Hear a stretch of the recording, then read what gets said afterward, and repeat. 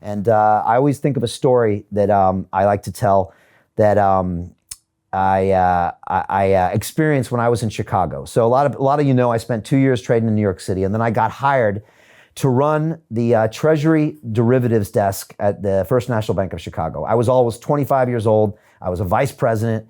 They paid me a ton of money, and I flew and moved to Chicago, and I got sat on the desk there, and I ran the Treasury derivatives book.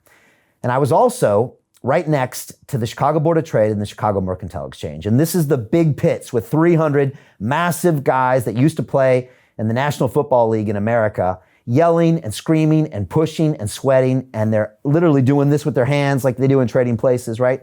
And inside those pits are guys called locals. And locals spend a couple $100,000. They buy a seat and they have all the information. And they're the market makers, the liquidity traders.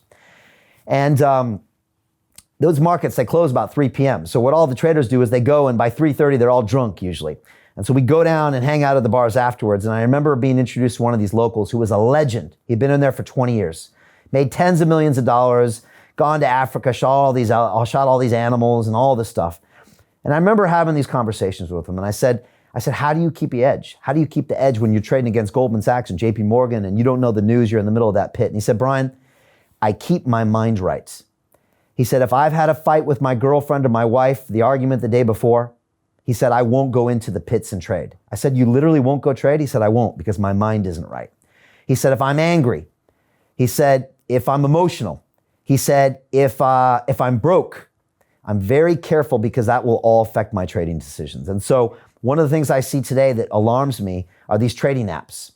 And one of the things I'll be teaching in the DeFi Academy is we don't trade on our apps and we don't trade 24/7.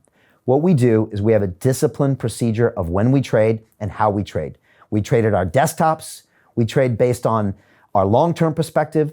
We trade based on our strategy, and we trade based on our mission. And we always put stop losses in on our trades.